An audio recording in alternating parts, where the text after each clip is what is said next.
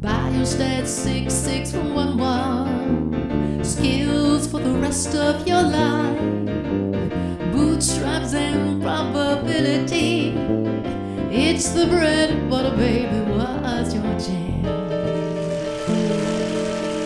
Top of the day, Bio 6611. In this lecture, we'll explore more about simple linear regression, looking at how we can partition the variance into different components, evaluate the general quality of fit of our regression model, and also discuss the F-test, which we'll see come up throughout the rest of the semester. So let's start by partitioning the total variability of our dataset with our model. We can examine the fit of the regression line by partitioning what we call the total variability of our outcome y into two separate components, a regression component and a residual component. The regression component is going to look at the variability in y that's caused by the regression of y on our predictor x. The regression component is the difference between our predicted y and the mean of the y's, or in other words, the difference we have here between our y hat I and y bar, the mean of that sample we have. In contrast, the residual component can be thought of as our error. It's the variability in y that's still left over after we've done our regression of y on x. It's trying to account for everything else that we haven't yet. The residual component will be the difference between the observed y and the predicted y. And so here we see each person's yi and what we predict them to have for their observation. Another way that's helpful to think about this, I think, is visually. Here we have an image taken from the Rosner textbook, 7th edition, that tries to illustrate with our simple linear regression, or the regression line we see here for y equals a plus bx. We can then see how that relates to a representative sample point, or someone's observation for their predictor x and their outcome y. What we'll see is that we have some other sort of points on the figure that we can use to reference, which will help derive these different components. For example, we have x bar and y bar for the means of our predictor x and also the outcome y across our sample. And then we can use those to compare to the predicted value on our regression line of that y hat. For example, we see here for our representative sample point, the point I just put into a box, xi, y hat I, is the actual predicted value for an individual with the predictor x for what we would expect to see given the overall relationship with the rest of our data. If we partition then this difference we see between the means from our sample, their actual observation, and the predicted points, we can see that we have, for example, the regression component, which falls from the mean of y up to that predicted value y hat I. We then see above the top part, in this case for this point, falling from the predicted value y hat I up to the actual observed yi, is that residual component, the error we still haven't explained in our regression model. And we can then see that we have this total distance from yi from the sample mean as well, as that difference that we can consider as the total variation that we're trying to break into these two different components.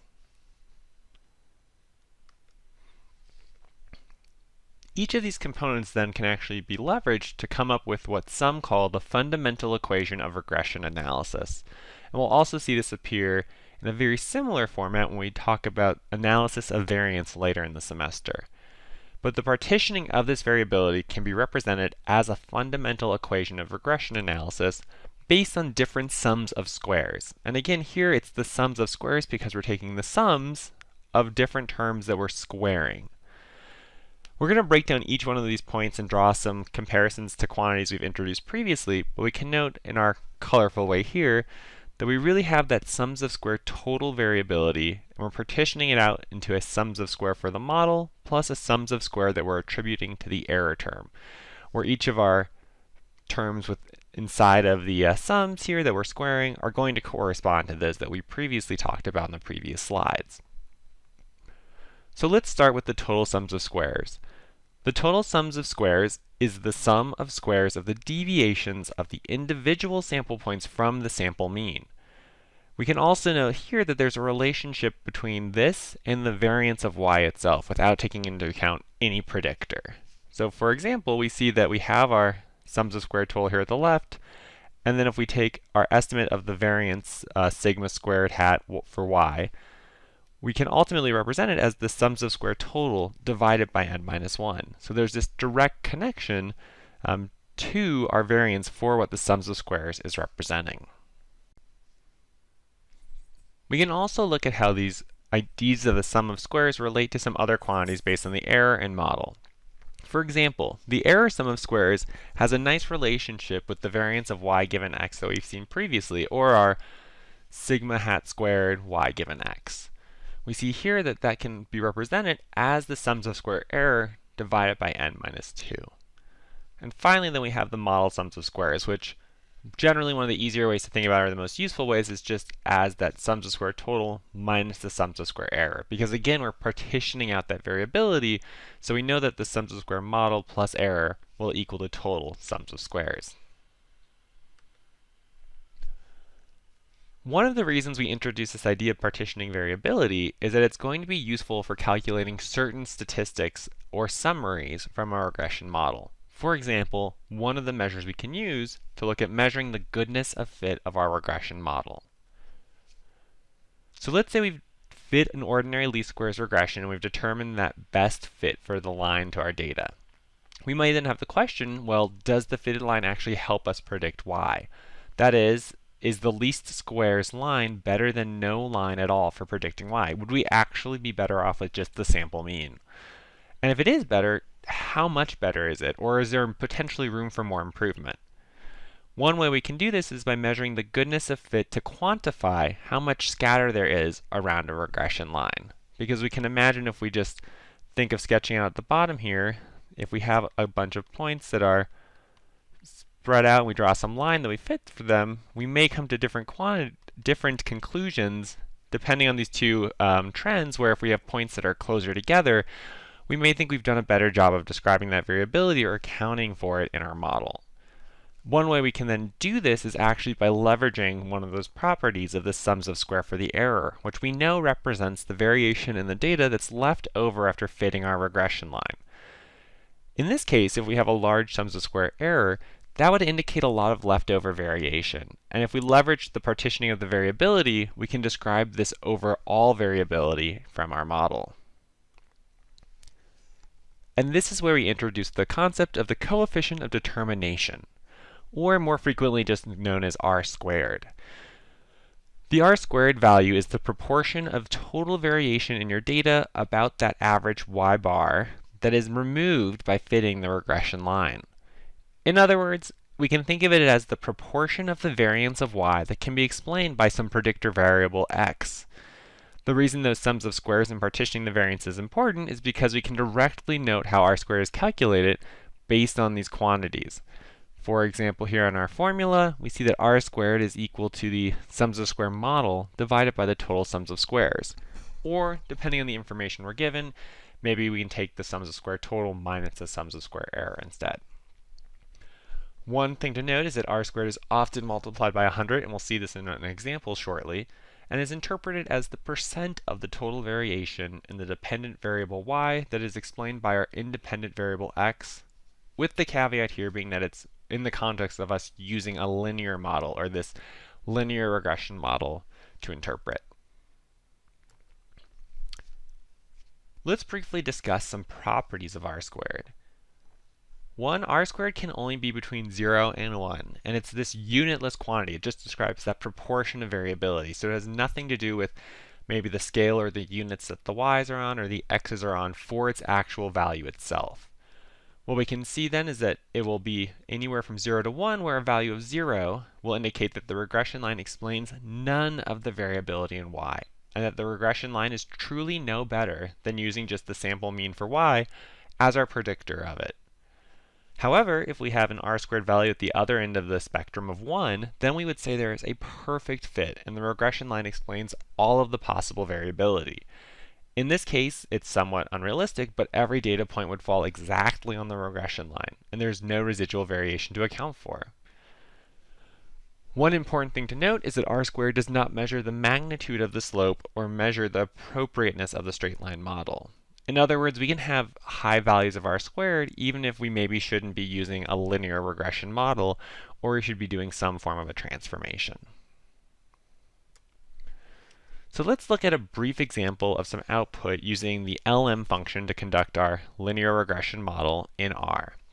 We're going to again leverage that FEV dataset from Rosner, and we see here at the top a little chunk of code which just reads in our CSV file that contains the data and then is fitting the linear model function here, which we've wrapped within a summary statement to extract some more useful information for our purposes here. Of specific interest, we want to focus on our multiple r-squared value here of 0.5722. The interpretation in this case, again, remember we often multiply by 100, is that 57.22% of the variability in FEV is explained by the linear relationship with age. So in other words, age is actually doing a pretty decent job of explaining that linear relationship for FEV.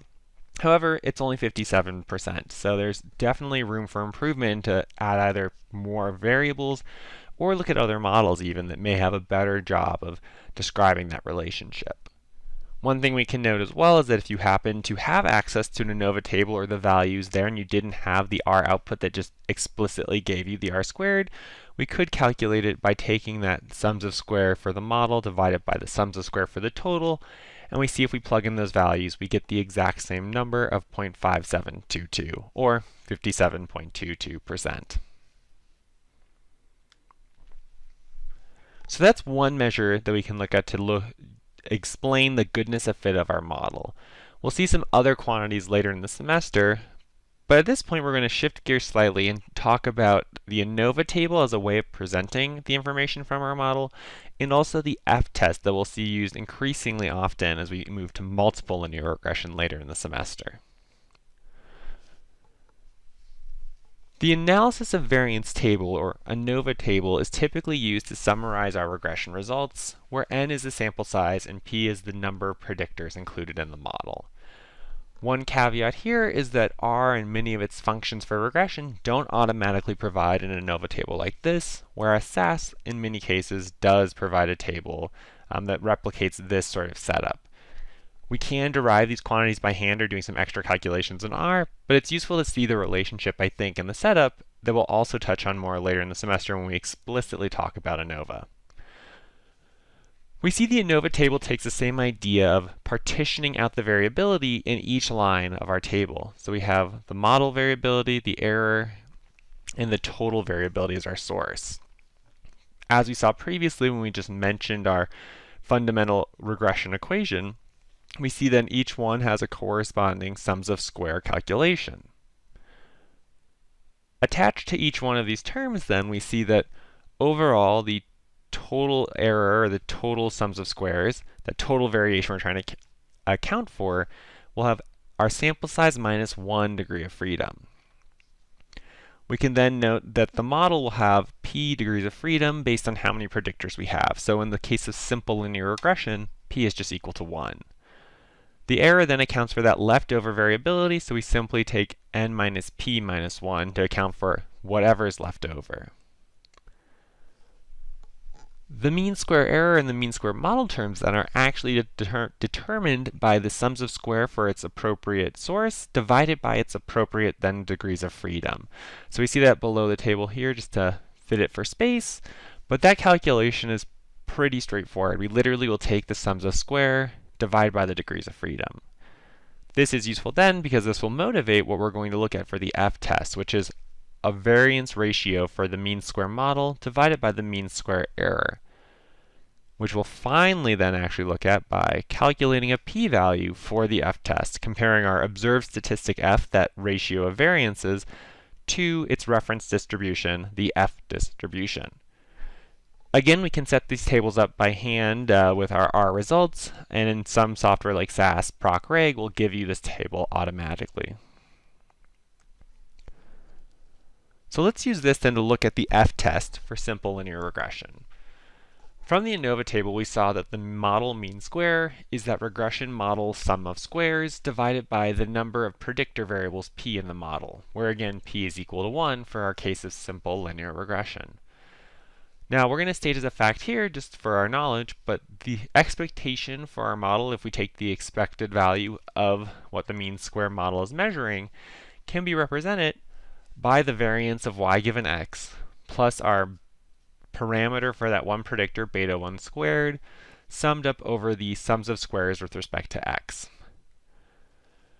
Then the residual mean square error can be looked at as, for its expectation, is going to be equal exactly to sigma squared y given x, which again, though, oftentimes we're going to estimate from our sample as the sample variance of y given x. One thing we can note here, and we'll see on the following slides, is that both of our models here include that variance of y given x, with the model also accounting then for this variability introduced by the regression equation.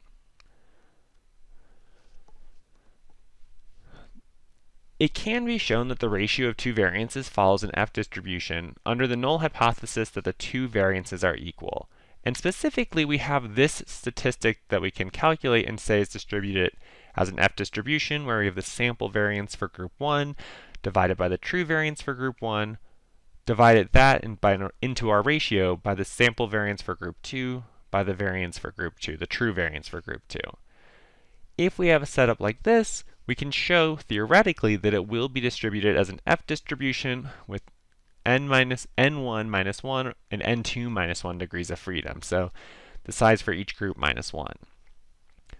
We can leverage this fact then for the context of our regression framework, where in a null hypothesis that the true slope of a regression line is equal to 0, in other words, h0 beta 1 equals 0, there's no relationship. Both then the mean square model and the mean square error will be independent estimates of sigma squared y given x. Therefore, in that case, the ratio of the regression mean square to the residual mean square will also have an F distribution, which in this case will go back to those degrees of freedom for the degrees of freedom of our F distribution, but we'll see its ratio here will be distributed as an F distribution with p and n minus p minus 1 degrees of freedom.